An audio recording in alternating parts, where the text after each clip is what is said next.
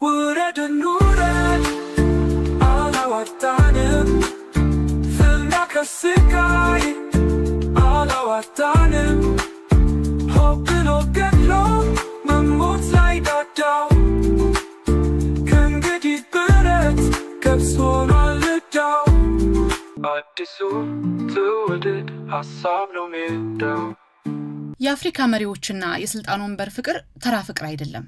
ሞት እስኪለየን የተባባሉለት እውነተኛ የፍቅር ታሪክ ነው።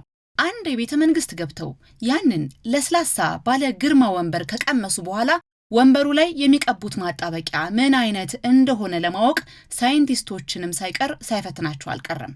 የአፍሪካ መሪዎች የዓለምን የስልጣን ሪከርድ የሰበሩ ናቸው። የመጀመሪያውን የክብር የቀደመ ደረጃ የምንሰጠው ለኢኳቶሪያል ጊኒው ፕሬዝዳንት ቴዎዶር ኦቢያንግ ኑጉኤማ ነው። እኚህ ሰውዬ ስልጣን ላይ የወጡት እንደ አውሮፓውያን አቆጣጠር በ1979 ነው። እስኪ ያስቡት፣ ወደ 47 ዓመታት ሙሉ በስልጣን ላይ ኩፍ ብለዋል። የዓለማችን ረጅሙን ጊዜ የገዛ መሪ የሚለውን ክብርም ይዘዋል። በየምርጫው 99 በመቶ አሸነፍኩ፣ ህዝቤ ስለሚወደኝ ነው እያሉ እስከ ዛሬ አሉ። የጎረቤታችን የካሜሩኗ መሪ ፖል ቢያ እድሜያቸው 93 ነው። ከ43 ዓመታት በላይ በስልጣን ላይ ኖረዋል። እሳቸው ላይ የሚገርመው ነገር አብዛኛውን ጊዜያቸውን የሚያሳልፉት ካሜሩን ሳይሆን ስዊዘርላንድ ውስጥ ባለ አንድ ውድ ሆቴል ነው። ካሜሩናውያን ፕሬዝዳንታችን የት ሀገር ነው ያሉት ብለው በየቀኑ ይፈልጓቸዋል። አንዳንድ ጊዜ ሀገሪቱ የምትመራው በፖስት ካርድና በሩቅ መቆጣጠሪያ ሪሞት ኮንትሮል ይመስላል። በቅርቡ በአንድ ዓለም አቀፍ መድረክ ላይ ንግግር ሊያደርጉ ሲሉ እኔ እዚህ ምን እያደረኩ ነው?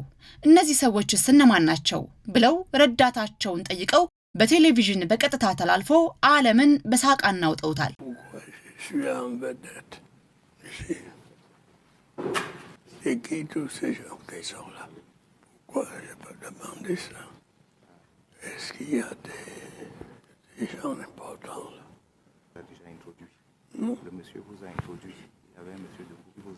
ግን አሁንም ወንበሩን መልቀቅ አላሰቡ። የቀድሞው የዚምባብዌ መሪ ሮበርት ሙጋቤ ደግሞ የዚህ ድራማ ቁንጮ ነበሩ።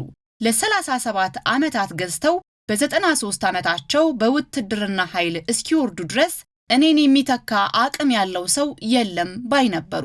አንድ ጊዜ ጋዜጠኛ ጠይቋቸው ለመሆኑ ዚምባብዌያውያን እኮ ተሰናብተውታል ለምን አይወርዱም ሲላቸው ሙጋቤ በትዝብ ታይተውት ለመሆኑ ህዝቡ ወዴት ሊሄድ ነው የሚሰናበተኝ? እኔ እኮ የትም አልሄድም ብለው ረፋሉ። ሌላ ጊዜ ደግሞ ስልጣን የምለቀው እግዚአብሔር ሲጠራኝ ብቻ ነው አሉ። የዚምባብዌ ህዝብም እግዚአብሔር ሆይ እባክህ አንድ ጊዜ ስልኩን አንሳና ጥራቸው ብሎ በጸሎት ተያያዘው። የኡጋንዳው ዩዌሪ ሙሴቬኒም ከ40 ዓመታት በላይ እየገዙ ሲሆን አሁን ደግሞ ልጃቸው ጀነራል ሙሁዚን ስልጣን ለማስረከብ የቤተሰብ ቢዝነስ አድርገውታል። ልጃቸው ኤክስ ገጹ ላይ ወጥቶ በአንድ ሳምንት ውስጥ ኬንያን ወርሬ ይዛታለሁ እያለ በየቀኑ ጎረቤት ሀገር ላይ ሲሸልል አባትየው ልጅነት ነው እያሉ ይቅርታ ይጠይቃሉ። አያችሁ፣ አፍሪካ ውስጥ ምርጫ ማለት አብዛኛውን ጊዜ ለይስሙላ የሚደረግ ተቃዋሚዎችን ማጥፊያና የወንበር ማደሻ ድራማ ነው። መሪዎቹ በቁም እያሉ እኔ ከሌለው ሀገሪቱ ትጠፋለች በሚል ዲስኩር ህገ መንግስቱን እንደ ሸሚዝ በየቀኑ እየቀያየሩ የስልጣን ዘመን ገደብን እየሰረዙ መኖር የዘውትር በሽታቸው ነው።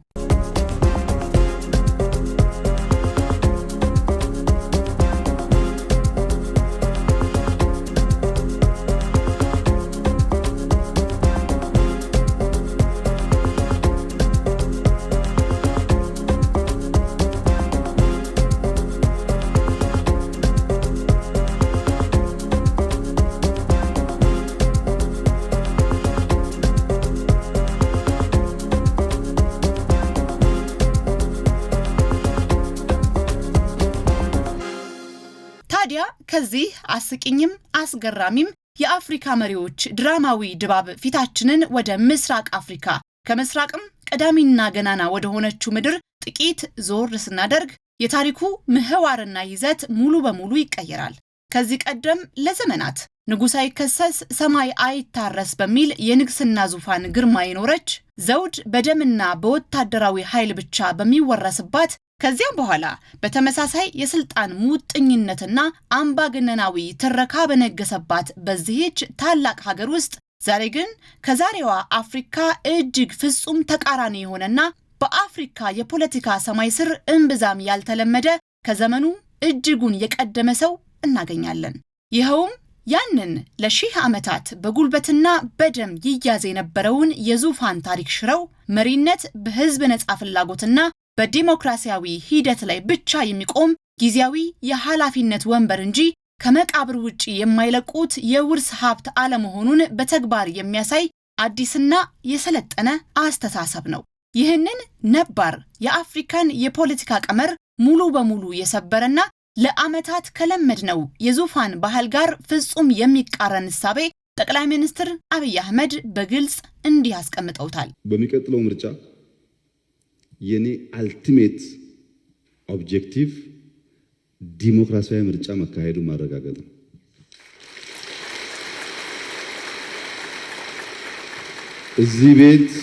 እዚህ ቤት ሚስተር ኤክስ እንደተናገረው 10 ዓመት መቀመጥም አልፈልግም።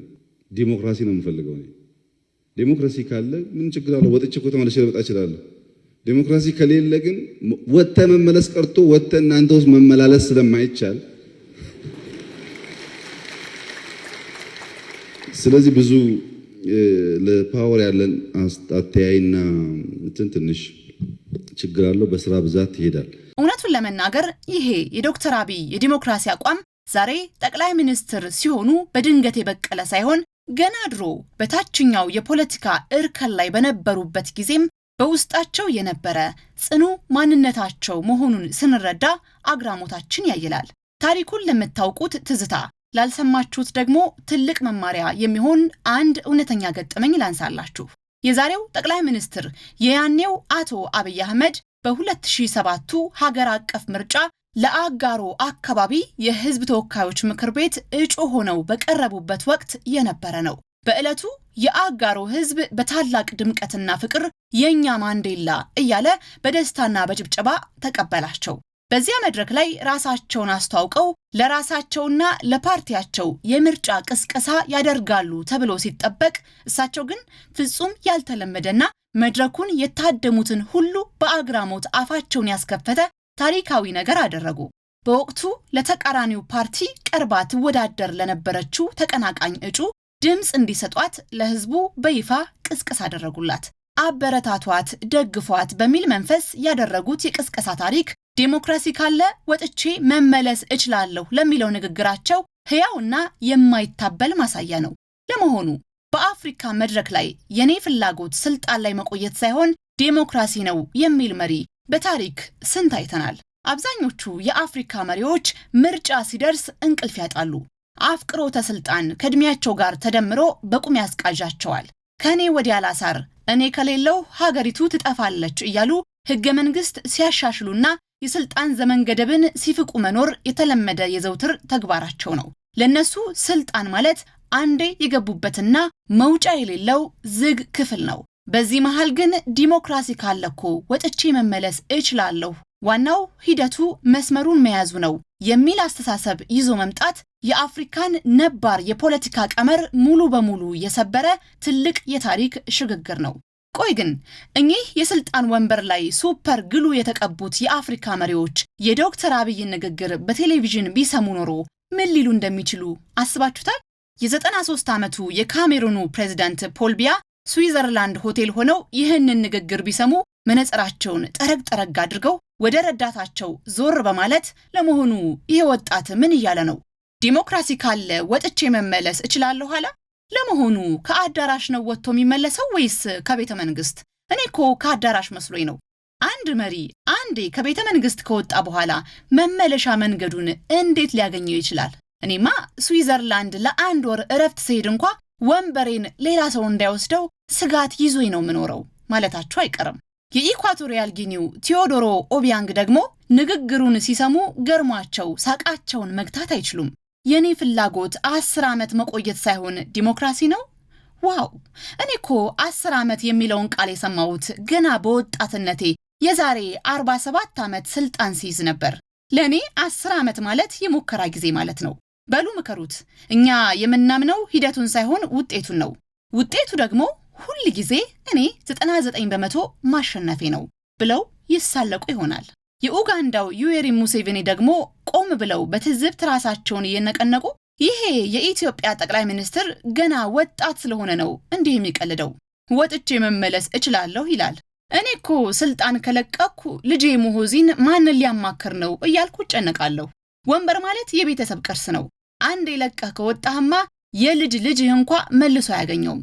እኛ ሀገር እኮ ተቋሚዎች በምርጫ እንተካሃለን ሲሉኝ እኔኮ አሮጌ ሸሚዝ አይደለሁም የምትቀይሩኝ ብዬ ነው ያባረርኳቸው። የፖለቲካው ፕሮሰስ መሪን መቀየር ሳይሆን መሪውን እዚያ ወንበር ላይ ማቆየት ነው ብለው ፍልስፍናቸውን ይደረድራሉ። በአጠቃላይ ለነዚህ መሪዎች ስልጣን ጥሎ መውጣት የሚለው ቃል ራሱ የሚያስደነግጥ እንደ ክፉ ህልም ሌሊት እንቅልፍ የሚነሳቸው ትልቅ እንቆቅልሽ ነው። መሪው ራሳቸው እኔ ወንበር ላይ መቆየቴ ሳይሆን የዲሞክራሲው ሂደት መጽናቱ ነው ትልቁ ስኬት ብለው ሲናገሩ ለአፍሪካ መሪዎች ሊዋጥላቸው የማይችል አዲስ የፖለቲካ ንጥቂያ ይሆንባቸዋል። የሚያኮርፍ ሰው የለም ወይ? ሊኖር ይችላል። የሚያኮርፍ ሰው ግን መንግስት መሆናችን ሊያስቀር አይችልም። ለሚቀጥሉት 2 years ከሁለት ዓመት በኋላ ያው ያንተ ቦት ይወስናል ማለት ነው። ከመረጥከን እንቀጥላለን፣ ካልመረጥከን ደግሞ ይህንን ንግግር ይበልጥ ልዩ የሚያደርገው ደግሞ አሁን ያለንበት ወቅት ነው። ይሄው ዛሬ ላይ ቆመን ለ7ኛው ጠቅላላ ምርጫ የቀረው በጣት የሚቆጠሩ ቀናት ብቻ ነው። ግንቦት 24 ቀን ህዝቡ መጻኢ ዕድሉን ለመወሰን ወደ ምርጫ ጣቢያዎች ያመራል። በምርጫ ዋዜማ ላይ ሆነን ይህንን ጽኑ ራዕይና የዲሞክራሲ ፍላጎት ስንመለከት ሀገሪቱ ምን ያህል አስተማማኝ የፖለቲካ ብስለት ላይ እንደደረሰች ወገግ ብሎ ይታየናል። አንዳንዶች ብልጽግና በመመረጡና ስራዎችን በተግባር በመፈጸሙ የሆድ ቁርጠት ቢይዛቸውና ቢያኮርፉም መሬት ላይ ያለው እውነታ ግን ሊቀየር አይችልም። ምርጫው ህዝቡ እውነተኛ ዳኛ መሆኑን የሚያረጋግጥበት መድረክ ነው። መሪው ራሳቸው የሂደቱ ትልቁ ቁም ነገር እኔ ወንበር ላይ መቆየቴ ሳይሆን ሀገሪቱ የምትገነባው የዲሞክራሲ ስርዓት ነው እያሉን ነው። ህዝብ ከመረጠን እንቀጥላለን፣ ካልመረጠንም በክብር ወተን ስርዓቱ ሲያብብ ደግሞ በህዝብ ፈቃድ ተመልሰን እንመጣለን የሚለው እምነት የጽናት ሁሉ ጥግ ነው። በነገራችን ላይ ለዓመታት በምርጫ ስም ሽብርና ትርምስ ብቻ ስታይ ለኖረች ሀገር ዛሬ የቀረው 9 ቀን ብቻ ሆኖ መላው ህዝብ በሰላምና በታላቅ ተስፋ ግንቦት 24ን መጠበቁ ራሱ ትልቅ ድል ነው። በምርጫ ማሸነፍ ወይም መሸነፍ ደግሞ መቼም ቢሆን በዲሞክራሲያዊ ጨዋታ ውስጥ የማይቀሩ ሁለት ተፈጥሯዊ እጣፈንታዎች ናቸው። መሪውም የሚጠብቁት ይህንኑ ነው። ህዝቡ በነጻነት መርጧቸው ካሸነፉ ሌት ከቀን የሚያልሟትን በተግባር መሬት በረገጡ ታላላቅ ፕሮጀክቶች ያሸበረቀች ታላቅና የበለጸገች ኢትዮጵያን የመገንባት ታሪካዊ ራዕያቸውን በበለጠ ወገባቸውን አጥብቀው አስረው ይቀጥላሉ። ካላሸነፉ ደግሞ ልክ እንደ አፍሪካ ነባር መሪዎች ወንበሩን ሙጥኝ ለማለት ሰበብ አይፈልጉም፣ ወይም ደግሞ ሀገር አተራማሽ ሁከት ውስጥ አይገቡም። ይልቁንም በተረጋጋ የፖለቲካ ብስለት በታላቅ ክብር ወንበራቸውን ለአሸናፊው አስረክበው በሰላም ይወጣሉ። ምክንያቱም ለእሳቸው ትልቁ ድል ስልጣን ላይ መቆየታቸው ሳይሆን የኢትዮጵያ ዲሞክራሲ እውነተኛ መሰረት ይዞ መሳካቱ ነው። ዲሞክራሲ በጸናባት ሀገር ደግሞ ዛሬ በክብር ወጥቶ ነገ በህዝብ ፈቃድ በኩራት ተመልሶ መምጣት እንደሚቻል በጽኑ ያምናሉ። ለመሆኑ እናንተስ እንዴት ናችሁ? ለግንቦት 24 ታሪካዊ ቀን ዝግጅታችሁን አጠናቃችኋል? በሉ እዚያው እንገናኝ። ውረድ አላዋጣንም፣ ፍና ከስቃይ አላዋጣንም፣ ሆብሎ ገድሎ መሞት ላይ ዳዳው ከእንግዲህ ብረት ገብስ ሆኗል ዕዳው። አዲሱ ትውልድ ሀሳብ ነው ሜዳው።